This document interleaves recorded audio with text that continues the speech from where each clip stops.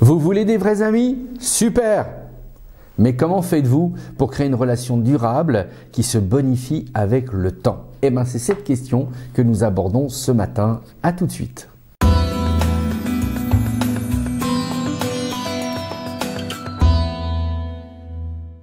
Je veux tout de suite vous avertir, cette vidéo elle va être un petit peu technique parce que c'est nécessaire pour traiter le sujet d'avoir une amitié durable qui se bonifie avec le temps.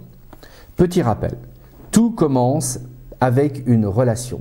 Au détour d'un chemin, d'un rendez-vous, d'une discussion, tout commence toujours par une relation.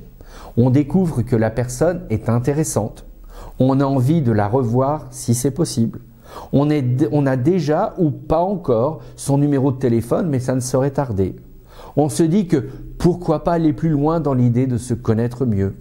On se voit 2, 3 fois et là où tout s'arrête, on devient juste des connaissances, des copains, ou on a encore envie d'aller plus loin et alors en ce cas, on devient des amis parce qu'il est en train de naître sous nos yeux une relation positive. Alors quels sont les ingrédients qui ont fait que cet embryon d'amitié a vu le jour pour devenir une relation positive, durable, une véritable amitié? Selon les comportementalistes, il n'y a que 6 éléments qui rentrent en ligne de compte pour percevoir si oui ou non une personne est amicale envers vous et si cette relation d'amitié peut se transformer en quelque chose qui va devenir durable et bénéfique. Premier critère, on dit que c'est l'attitude générale. Dans l'attitude générale, on parle du code vestimentaire, de la propreté apparente, incluant des cheveux brossés, des dents lavées, d'une barbe rasée. Bref, l'attitude générale, elle a un impact quand on veut voir quelqu'un comme étant un ami. J'avais d'ailleurs à ce sujet-là un témoignage à vous partager. J'ai rencontré un monsieur, alors qui n'avait pas tous ces critères-là malheureusement. Et un jour, quelqu'un m'a dit, est-ce que tu pourrais me le présenter? Et j'avais honte de le présenter parce que malheureusement, l'hygiène était douteuse. Donc, vous voyez, un ami, c'est quelqu'un dont on est aussi fier. Et donc, le code vestimentaire rentre en ligne de compte. L'apparence globale, elle est importante. Si c'est important pour vous, c'est important pour l'autre personne. Donc, veillons à notre attitude générale. Deuxième critère, le son de la voix. On a besoin d'avoir une voix qui est chaude, une voix qui est… Alors chacun a le timbre de voix, je ne parle pas du timbre de voix, je parle d'une voix qui est vraiment agréable, un débit de voix, y compris le rire. Vous savez qu'il y a des gens qui ne peuvent pas rentrer en amitié avec d'autres parce que le rire est tellement fort que ça les dérange. Donc le son de la voix est aussi un critère important. Troisième critère, le vocabulaire utilisé.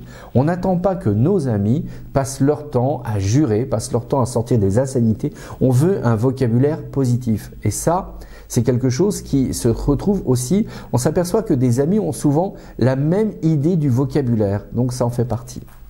Quatrième, le regard. On attend toujours un regard de bienveillance, un regard posé et absolument pas un regard dédaigneux. 5. Le dialogue. Et dans le dialogue, on entend l'écoute réciproque.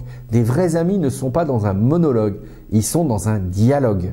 Et alors attention, parce que certains pensent qu'on dialogue, en réalité ce sont 2 monologues qui se superposent. Non, non, on est là pour parler ensemble, le dialogue. Et pour finir, le tactile. Il ne s'agit pas de se toucher, mais il s'agit d'avoir une poignée de main qui soit vraie, une embrassade qui soit vraie, sans oublier que l'odeur que nous dégageons, désolé pour ce critère, est aussi quelque chose qui fonctionne. Vous savez, cette fameuse expression, cette personne, je ne la sens pas. Et donc l'odeur, c'est aussi quelque chose d'important. Donc je vous rappelle les 6 critères qui sont mis en avant. L'attitude générale, le son de la voix, le vocabulaire utilisé, le regard, le dialogue et le tactile. À partir de ces 6 éléments, on a créé des modèles pour toujours se représenter sous son meilleur jour la personne qui deviendra notre meilleur ami ou un ami vraiment de valeur. Et personne, absolument personne n'échappe à la règle. Il est prouvé que l'on recherche d'ailleurs toujours les points de similarité pour créer une relation. Par exemple, les personnes aux cheveux blonds iront naturellement vers d'autres personnes aux cheveux blonds si un groupe se rassemble. Les jeunes iront naturellement vers les jeunes, les seniors naturellement vers les seniors. On cherche toujours un point de similarité. Donc, pour créer une relation durable, il faut tenir compte de tous ces éléments. Ils ne sont que la base inconsciente, disent les chercheurs, de tout commencement relationnel. Alors pour aller plus loin, il faut bien sûr affiner. Qu'avons-nous en commun? Histoire, parcours, valeurs, statut social, etc. Peut-être religion. Qu'avons-nous de différent qui permettent non pas de nous neutraliser l'un et l'autre, mais de nous enrichir mutuellement. Là encore, c'est important. Ensuite, comment concevons-nous l'amitié? Juste de la camaraderie ou nous pouvons aller plus loin?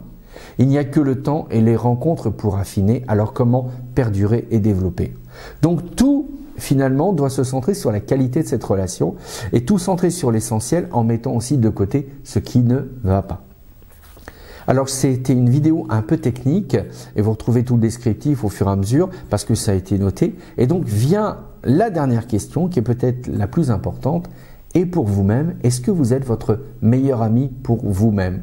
Voilà la dernière question que je vais aborder pour cette semaine, cette série. Je vous dis à demain. N'oubliez pas de nous soutenir. Tout est écrit là. Bonne journée.